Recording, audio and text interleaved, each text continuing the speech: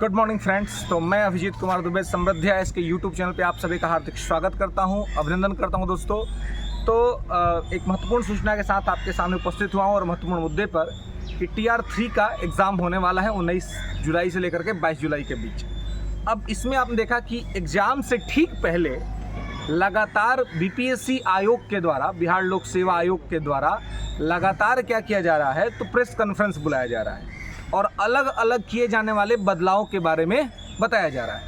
अब ये लगातार एग्ज़ाम से ठीक 1-2 दिन पहले किया जाने वाला बदलाव विद्यार्थियों को सशंकित कर रहा है, विद्यार्थियों को आशंकित कर रहा है। विद्यार्थी कंफ्यूज हो रहे हैं कि ये एग्ज़ाम से इतना 1-2 दिन पहले क्यों ये सारी चीज़ें हो रही हैं। अब यहाँ पे निकल के बात ये आता है कि क्या एक बार फिर से पेपर लीक करने की तैयारी है, क्या एक बार फिर से पेपर लीक होगा, या फिर ये पेपर लीक न होने देने के लिए एक बहुत बड़ा प्रेशर क्रिएट किया जा रहा है, जिससे कि विद्यार्थियों के मन में और सभी लोगों के मन में यह विश्वास दिलाया जा सके कि पेपर इस बार किसी भी स्थिति में लीक नहीं होगा। जैसा कि अपने प्रेस कॉन्फ्रेंस में आयोग ने बताया कि इस बार जो TR3 के लिए जो हम एग्ज़ाम कंडक्ट करने जा रहे हैं, इसमें हमारा पेपर का जो होगा वो 3 फॉर्मेट बनाया जाएगा। 3 तरह के फॉर्मेट्स बनाए जाएंगे। हालांकि आयोग ने अपने प्रेस कॉन्फ्रेंस में अभी तक यह क्लियर नहीं किया है कि वो 3 फॉर्मेट जो होंगे वो कहाँ पर, कब और किस स्थिति में पहुँचाए जाएंगे। कल के प्रेस कॉन्फ्रेंस में आयोग ने यह कहा कि ये हम एग्ज़ाम से 1 दिन पहले बताएंगे, यानी कि एग्ज़ाम 19 को है और कल 18 है, तो आई थिंक कल 18 को शाम तक ये बताया जाएगा कि कहाँ पे किस तरह से पेपर को डिस्ट्रीब्यूट किया जाने वाला है। तो यहाँ पर आप देखेंगे कि 3 सेट जो बनाया जाएगा। अब दिक्कत क्या होगी, स्टूडेंट के मन में जो कन्फ्यूजन जो क्रिएट हो रहा है वो क्या हो रहा है कि जब 3 सेट तैयार किए जाएंगे, अलग अलग विद्यार्थियों को अलग अलग क्वेश्चन सेट मिलेगा, तो हो सकता है कि किसी का पेपर टफ हो और किसी का पेपर आसान हो। ऐसे में जो कट ऑफ निर्धारित होगा वो कैसे होगा, ये अपने आप में जो है सो ये है। इस तरह की स्थिति पहले से भी होती आ रही है। रेलवेज़ के एग्ज़ाम में पहले आपने देखा होगा कि नॉर्मलाइजेशन और परसेंटाइल का एक फॉर्मूला चलता है।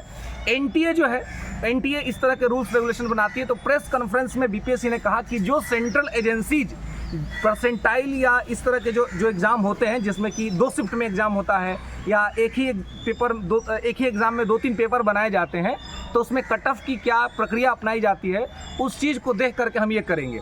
तो संभवतः आप समझिए कि परसेंटाइल अथवा नॉर्मलाइजेशन को ही अपनाया जाएगा।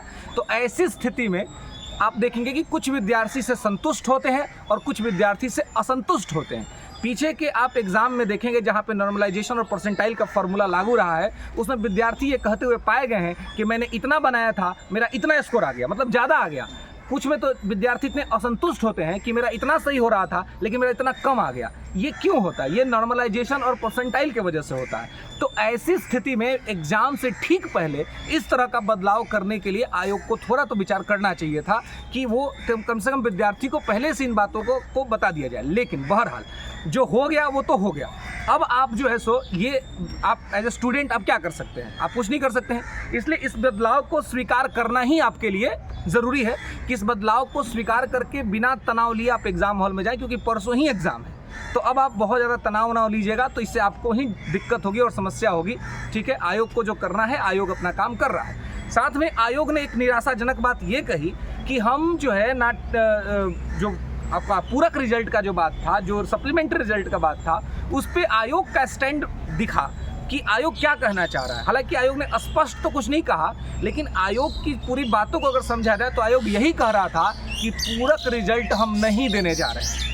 अब आप ये समझिए कि एक तरफ हाईकोर्ट में मैटर चल रहा है, लगातार हाईकोर्ट से जो वकील जो केस लड़ रहे हैं, तो वो कह रहे हैं कि जजमेंट आ रहा है, जिसके वजह से हम लोगों ने भी आपको सूचनाएं दी। हमने तमाम वकील लोगों से जो बातचीत की उसमें यही कहा गया कि रिजल्ट आएगा, फैसला आने वाला है। लेकिन आयोग का अपना क्लियर स्टैंड है।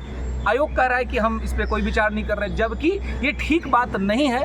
आयोग को इस पर पूरक रिजल्ट पे ज़रूर विचार करना चाहिए, क्योंकि TR1 में भी बहुत सारी सीटें खाली हुई हैं। फर्जी शिक्षकों के माध्यम से सीटें खाली हुई हैं, जो फर्जी शिक्षकों को भगाया गया।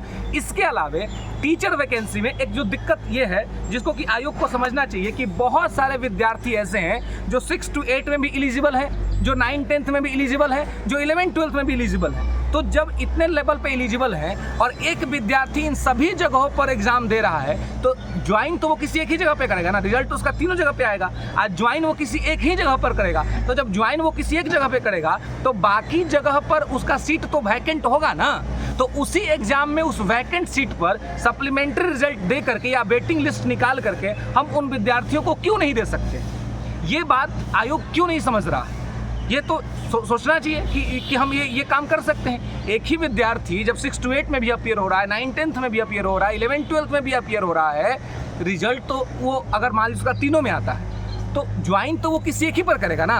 मान लीजिए सैलरी के हिसाब से या ओहदा के हिसाब से वो 11 12th में ज्वाइन करेगा, तो 6 to 8 की उसकी सीट खाली हो जाएगी, 9 10th की उसकी सीट खाली हो जाएगी। तो ऐसे सीटों पर जो वेटिंग लिस्ट अगर हम बना करके रखें, हम सप्लीमेंट्री पूरक बना करके रखें, तो क्या इसका फ़ायदा नहीं होगा विद्यार्थियों को? तो आयोग को इस तरह से जो स्टैंड आयोग का है, ये मतलब मुझे लगता है कि इस पर आयोग को पुनर्विचार करना चाहिए। इस तरह से चीज़ें नहीं करनी चाहिए। और विद्यार्थियों से मैं यही कहूँगा कि आप तनाव और दबाव न लीजिए, क्योंकि आपके तनाव और दबाव लेने से कुछ बदलेगा नहीं। जो हो गया वो तो हो गया। अब है कि स्थिति की आपको समझना है कि किस तरीके से आप अपने आप को ठीक तरीके से अपने मानसिक संतुलन को कंट्रोल में करके आप एग्ज़ाम हॉल में बैठ रहे हैं। तो अपने मानसिक संतुलन को कंट्रोल करके आप एग्ज़ाम हॉल में बैठिए और अपना एग्ज़ाम दीजिए। जो होगा वो सबके लिए होगा, वो केवल किसी एक के लिए तो होगा नहीं। इस बात को समझ करके थोड़ा अपने आप को रिलैक्स रखिए कि जो होने जा रहा है वो सबके लिए होने जा रहा है, किसी एक के लिए नहीं होने जा रहा है। इसलिए आप तनाव और दबाव से मुक्त रहे और अपना बेस्ट परफॉर्मेंस दें। जब आप तनाव में नहीं रहिएगा तभी आप अपना बेस्ट परफॉर्मेंस दीजिएगा। हालांकि आयोग से हमारा ये सिफारिश है, हमारा ये रिक्वेस्ट है कि आयोग जो है सीटें खाली रह रही हैं, सीटें पूरी नहीं हो पा रही हैं, तो सप्लीमेंट्री रिजल्ट देने में क्या दिक्कत है? सप्लीमेंट्री रिजल्ट दीजिए और जो विद्यार्थी 1-2 नंबर से छूट गए हैं, एज के वजह से छूट गए हैं, उनके कैरियर को बचा लीजिए। ये हमारा आयोग से ये है। धन्यवाद।